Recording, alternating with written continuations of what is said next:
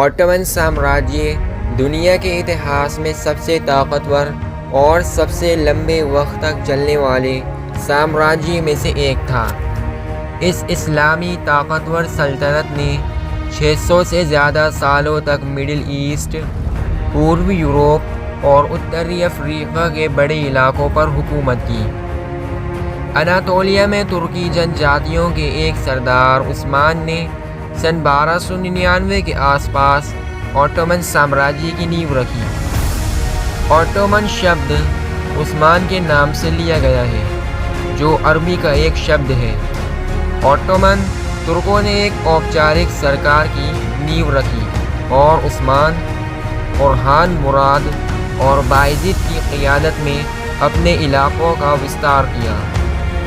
सन 1453 में Mahmad second the conqueror ने बाज़ंतीन साम्राज्य की राजधानी कॉन्स्टेंटिनोपल के प्राचीन शहर को ज़ब्त करने में तुर्कों की क़ियादत की। महमद सेकंड ने बाज़ंतीन साम्राज्य के 1100 साल के शासन को ख़त्म कर दिया।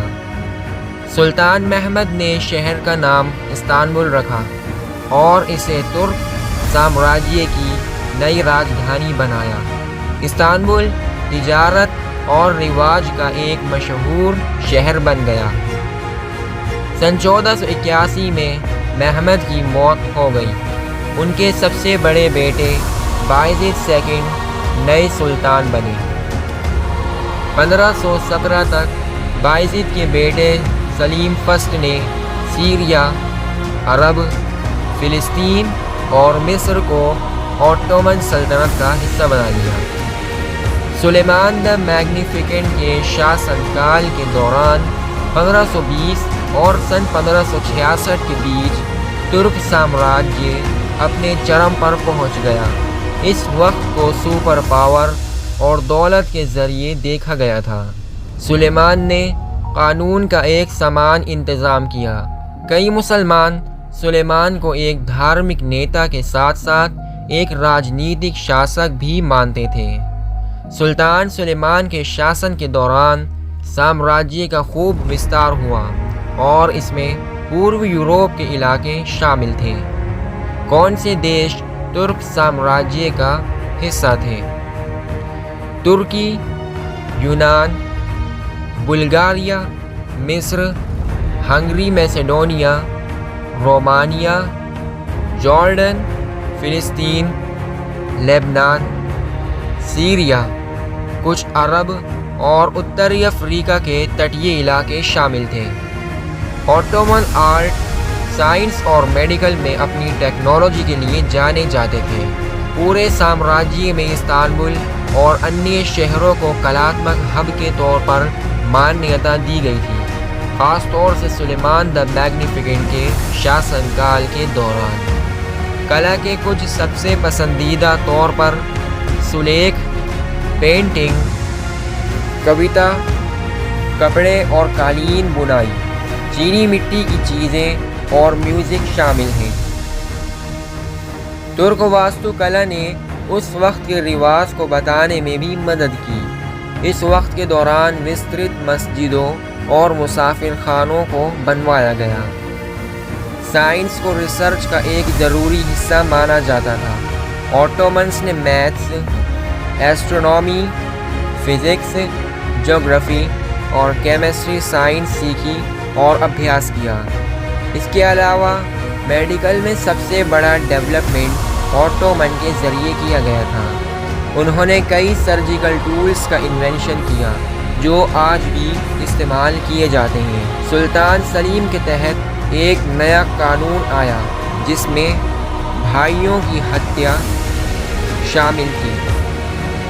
जब एक नए सुल्तान की ताजपोशी होती थी तो उसके भाइयों को कैद कर लिया जाता था। जब सुल्तान का पहला बेटा पैदा हुआ तो उसके भाई और उनके बेटे मारे गए, लेकिन हर सुल्तान ने इस कठोर प्रथा का पालन नहीं किया। वक्त के साथ साथ अभ्यास विकसित हुआ। बाद के सालों में भाइयों को सिर्फ जेल में डाला जाएगा और मारा नहीं जाएगा।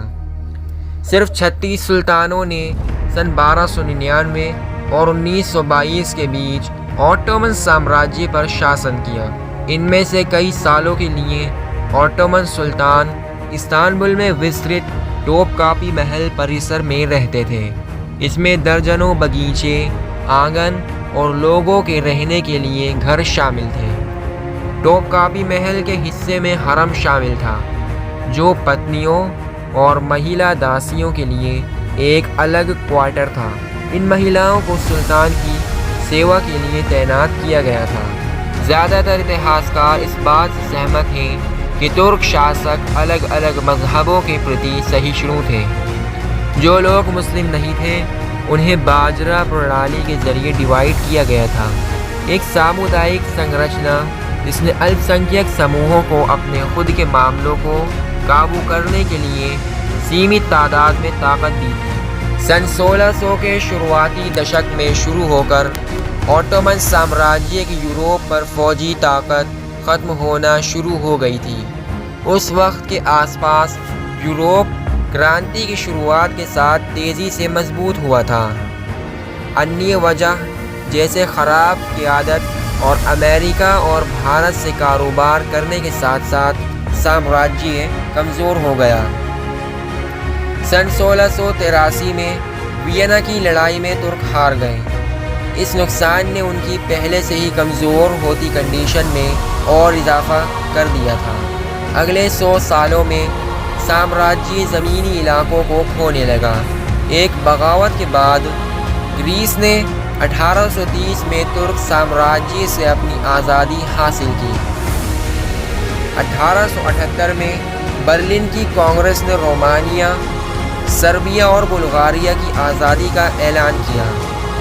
1912 और 1913 में हुए बाल्कन जंगों के दौरान ऑटोमन साम्राज्य ने यूरोप में अपने लगभग सभी इलाकों को खो दिया। पहले विश्व युद्ध की शुरुआत में तुर्क साम्राज्य पहले से ही गिरावट में था। ऑटोमन सेना ने 1914 में केंद्रीय ताकतों यानी जर्मनी और ऑस्ट्रिया हंगरी की ओर से जंग में दाखिल हुआ और अक्टूबर सन 1918 में हार गया।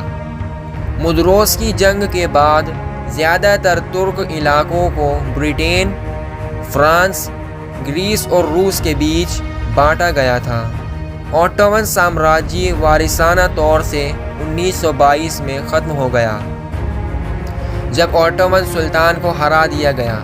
29 अक्टूबर 1923 को तुर्की को गणतंत्र घोषित किया गया था, जब एक सेना अधिकारी मुस्तफ़ा कमाल अतातुर्क ने तुर्की के आज़ाद गणराज्य की नींव रखी। इसके बाद उन्होंने 1923 से 1938 में अपनी मौत तक तुर्की के पहले राष्ट्रपति के तौर पर सेवा की। सुधारों को लागू किया जिसने देश को तेज़ी से धर्मनिरपेक्ष और पश्चिमीकृत किया। आर्मेनियाई नरसंहार शायद ऑटोमन से जुड़ी सबसे झगड़ालू और नुकसानदेह घटना थी। 1915 में तुर्की के नेताओं ने ऑटोमन साम्राज्य में रहने वाले आर्मेनियाई लोगों के नरसंहार की योजना बनाई। ज़्यादातर इतिहासकारों का मानना है कि लगभग 1.5 मिलियन आर्मेनियाई मारे गए थे। सालों से तुर्की सरकार ने नरसंहार के लिए जिम्मेदारी से इनकार किया है। वास्तव में तुर्की में आर्मेनियाई नरसंहार के बारे में बात करना आज भी गैर कानूनी माना जाता है। 600 से ज़्यादा सालों तक शासन करने के बाद ऑटोमन तुर्कों को अक्सर उनकी ताकतवर सैन्य, जातीय, कलात्मक उद्यमों, धार्मिक सहिष्णुता और वास्तुशिल्प चमत्कारों के लिए याद किया जाता है।